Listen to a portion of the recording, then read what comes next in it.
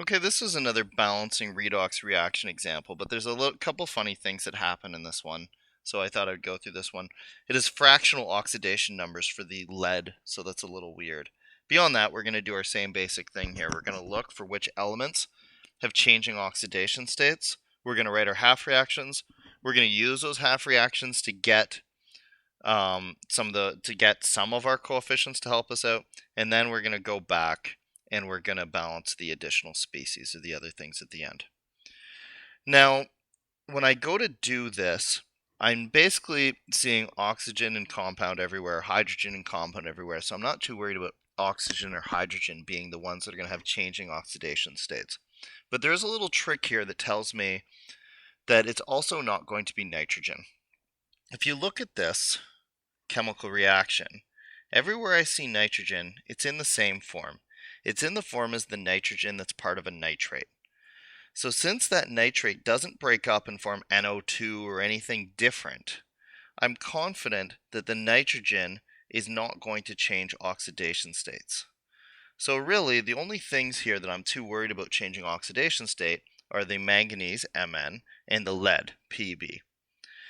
So let's look at those guys. This one has an oxidation state of +2 because it's paired with two nitrates at -1 each. This lead is the funny oxidation state. It's got -8 from the oxygens, 4 times -2, and then there are 3 leads with some oxidation state each. So if I add those two things, they should add to 0. So I have 3x minus 8 equals 0. And so this oxidation state of this lead is going to be 8/3. That's weird, but I guess one of the reasons I'm showing you this example is I don't want you to freak out about that. It's not going to make a huge difference, because when we go to do our half reaction, we're going to recognize that we have 3 leads in the compound, so we have to have at least 3 leads in our half reaction. And so as a result, it's not actually going to end up being a fraction. It's just going to be the total of 8, so it shouldn't be an issue. Okay, and then I've got my hydrogen and my nitrate, which are fine. Here I have my hydrogen and 8 minus from my 4 oxygens at -2 each. So I got a manganese oxidation state of +7.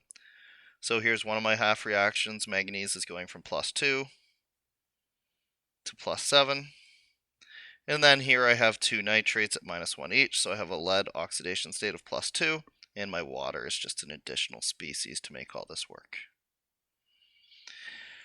Okay, so to go from +2 to +7, I have to emit 5 electrons, or +5 or +7 minus 5 is +2 to make my charge balance.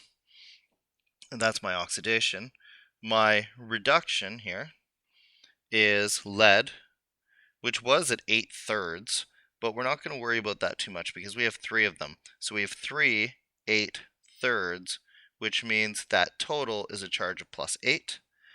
That's going to form 3 leads, right? Because 3 has to go to 3. And each one of these is +2, and I have 3 of them, so that'll form +6. So if I have something in compound like this where there's a 3 on it, then when I write my half reaction, I have to have the 3 on it there as well. And I shouldn't consider the oxidation state of one lead atom, but instead, when considering the electron transfer, I should do the totals associated with all 3 of those leads going to all 3 of these leads. So +8 going to +6, so I would have required 2 electrons to reduce that from a +8 to a +6.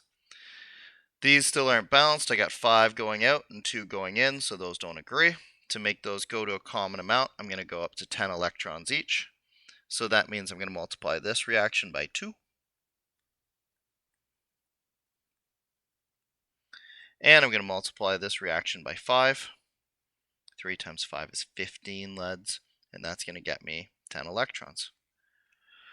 So I'm going to transfer my coefficients from my balanced half reactions up to here, and then I'm going to erase everything else, and I'll look at it more carefully and balance out my remaining additional species. So this 5 goes here, 15 goes here, 2 here, and 2 here. Okay, let's do some erasing, and then we can deal with our additional species here.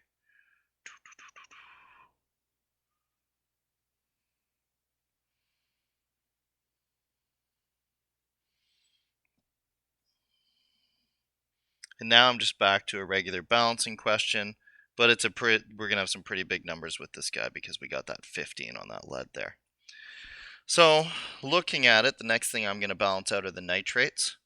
Here I have 30 nitrates. Here I have 4 nitrates. So here I'm going to need 26 nitrates to make it work.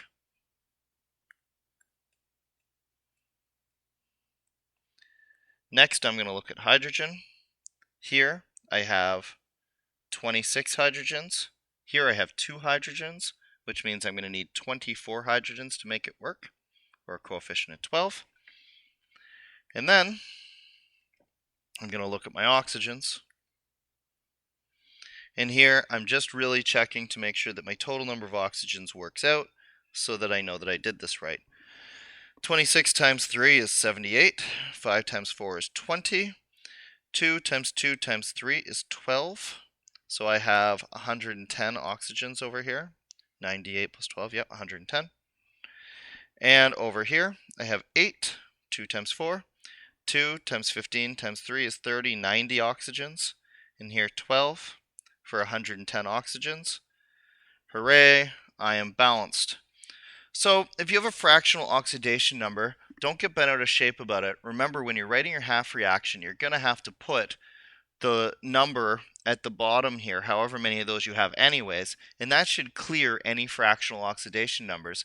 But remember, when considering your overall number of electrons change in your oxidation, in your half reaction, to consider all 3 of those leads and all 3 of the leads that they go to, so that you can get a whole number of electrons, which will be easier for you to balance up with the other reaction.